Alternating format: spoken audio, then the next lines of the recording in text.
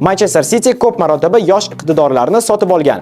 Holland, Sterling, Doku, lekin ularning so'nggi transferlaridan biri haqiqiy yulduzga aylanishi mumkin. Abduqodir Husanov, 20 yoshli markaziy himoyachi. 2025-yil yanvar oyida City uni 40 million yevroga sotib oldi. Kimdir buni katta risk deb o'ylagan payti Husanov hozirgi o'yinlari bilan ularga salom yo'llamoqda. Uning o'yini nimasi bilan o'zgacha va nega ayrim mutaxassislar uni kelajakda yangi Virgil van Dijk deb atashmoqda? Keling, bugun buni ko'rib chiqamiz. Shuhrat, Setanta Sports O'zbekiston kanali, like bosib kanalga obuna bo'lib qo'ying. Biz esa boshladik. O'xshamagan debyut. Abduqodirning debyuti 2025-yil 25-yanvarda Chelsea ga qarshi bo'ldi. Bu o'yinda unga oson bo'lmadi. 3-daqiqadayoq u xatoga yo'l qo'ydi.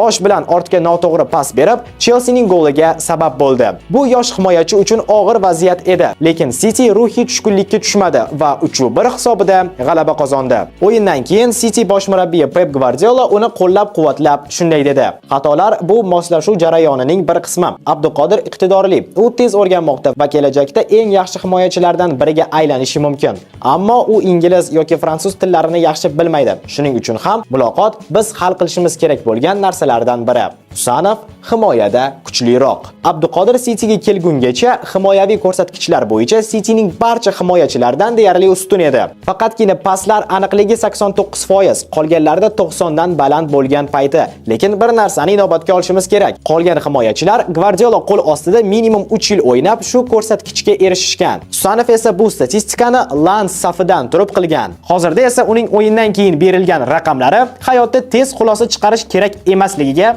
yaqqol misol. Futbolchi statistikasi. Mart oyiga kelib Abduqodir Manchester City tarkibida 5 ta o'yinda maydonga tushdi va bitta gol urdi. Uning himoyaviy statistikasi ajoyib. O'rtacha har bir o'yinda 68% yakka kurashlarda g'alaba qozonmoqda va so'nggi 5 ta o'yinda eng past olgan bali FootMod sayti yozishicha bu 6.5 va bu ham Realga. O'ng qanot himoyada Viniciusga qarshi, Newcastle-ga qarshi 7.4, Liverpool 7.6, Tottenham 7.4 va Nottingham 7.1. Ma'lumot uchun uning hozir himoyadagi sheriklarida bunaqa stabil ko'rsatkich yo'q. Husanov kimga o'xshaydi? Agar Husanovni bir necha so'zlar bilan ta'riflash kerak bo'lsa, bu tezlik, ishonch va agressiya.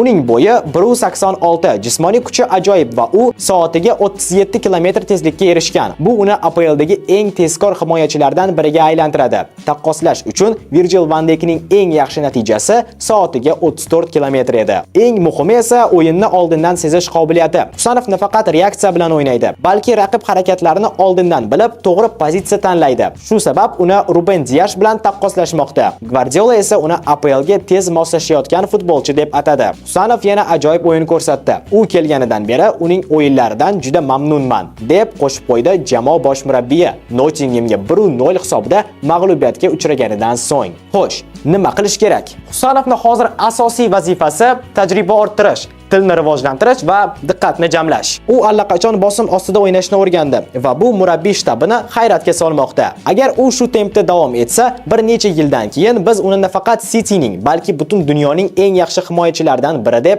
atay olamiz. Va yana bitta narsa, shaxsiy fikrim. Bu videoni mendan yoshroq ukalarimiz ham ko'radi va yosh avlod uchun Husanov katta yo'llarni ochib berdi. Paytida bunyodkorga olinmaganida yoki Belarusdagi qiyin sharoitli paytida futbolni tashlab, kattalarimiz aytgandek bo'ladigan ishni qilish ham mumkin edi. Lekin Abduqodir taslim bo'lmadi, to'xtamadi, mehnatdan qochmadi va hozir dunyoning eng kuchli jamoalaridan birida to'p surmoqda. Hamma narsa insonni o'ziga bog'liq. Sharoit, puldan yetishmovchilik bu siz erishmoqchi bo'lgan orzularga yanada kuchliroq motivatsiya bo'lsin. Bahona emas. Shuni unutmang. Sizning fikringiz qanaqa? Husanov kelajakda APL super yulduziga aylanishi mumkinmi? Izohlarda yozib qoldiring. Agar video yoqqan bo'lsa, like bosib, kanalga obuna bo'lish esdan chiqmasin. Sizlar bilan Shuhrat bo'ldi. Setanta Sport O'zbekiston kanali. Keyingi videolarda ko'rishguncha, xayr.